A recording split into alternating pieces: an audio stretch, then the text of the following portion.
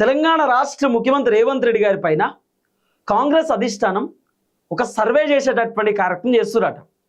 Revanth Reddy performance ఎట్లున్నది, రేవంత్ రెడ్డి మళ్ళీ అధికారంలోకి వస్తాడా రాడా, రేవంత్ రెడ్డి పరిపాలన తీరు ఎట్లున్నది, రేవంత్ రెడ్డి పైన జనాలు పాజిటివ్ ఉన్నారా నెగిటివ్ ఉన్నారా, పబ్లిక్ ఏమనుకుంటున్నారు, రేవంత్ రెడ్డి పర్ఫార్మెన్స్ పైన పబ్లిక్ ఒపీనియన్ ఏంది, జనాలు ఏమనుకుంటున్నారు, తర్వాత తెలంగాణలో ప్రస్తుతం నడుస్తున్నటువంటి రాజకీయ పరిణామాలన్నీ చూస్తుంటే రేవంత్ రెడ్డిని జనాలు మళ్ళీ గెలిపించేటటువంటి అవకాశాలు ఉన్నాయా లేదా అనేటటువంటి అన్ని అంశాలపైన కాంగ్రెస్ హైకమాండ్ ఒక సర్వే చేయించేటటువంటి కార్యక్రమం చేస్తున్నట. వాస్తవానికి ఈ మధ్యకాలంలో చాలా సర్వేలు తెరపైకి వచ్చినాయి. ఐ న్యూస్ వాళ్ళు రీసెంట్గా ఒక సర్వే చేపిస్తే దాదాపు 42% బీఆర్ఎస్ అధికారంలోకి వచ్చే అవకాశం ఉన్నది, 35% సెకండ్ ప్లేస్లో కాంగ్రెస్ ఉంటే ఓ 15% బీజేపీ, 5% ఇతరులు, ఓ 2% ఏమీ చెప్పలేమని చెప్పిర్రు అనేది ఐ న్యూస్లో ఒక సర్వే తెరపైకి తీసుకొని వచ్చారు. ఆ తర్వాత Congress party strategy star Rahul గాంధీకి అత్యంత సన్నిహితమైనటువంటి వ్యక్తి, కాంగ్రెస్ పార్టీకి స్ట్రాటజీస్ మొత్తం కూడా ఆయనే చెప్తాడు. రేవంత్ రెడ్డి గెలవడానికి కూడా one of the reason Sunil Kanugolu. Sunil Kanugolu రీసెంట్గానే ఒక సర్వే చేసినటువంటి కార్యక్రమం చేసినట్ట.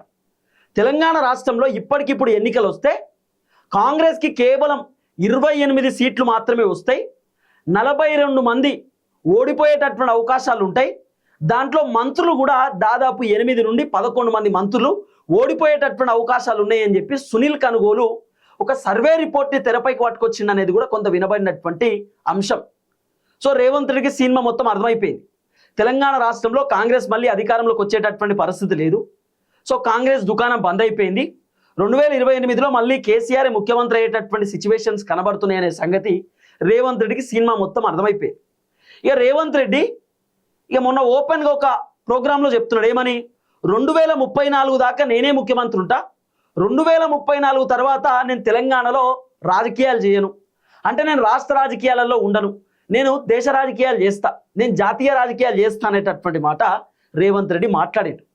అధిష్టానం ఎప్పుడు రేవంత్ రెడ్డి పైన ప్రధాన ఫోకస్ పెట్టిరు, అధిష్టానం రేవంత్ రెడ్డి పైన ఎప్పుడు సర్వే చేయడం స్టార్ట్ చేసిందంటే ఎప్పుడైతే రేవంత్ రెడ్డి నేను జాతీయ రాజకీయాలు చేస్తా, నేను కేంద్ర రాజకీయాలు చేస్తా అని ఎప్పుడైతే రేవంత్ రెడ్డి అన్నాడో అప్పుడు హైకమాండ్కి రేవంత్ రెడ్డి పైన డౌట్ వచ్చింది.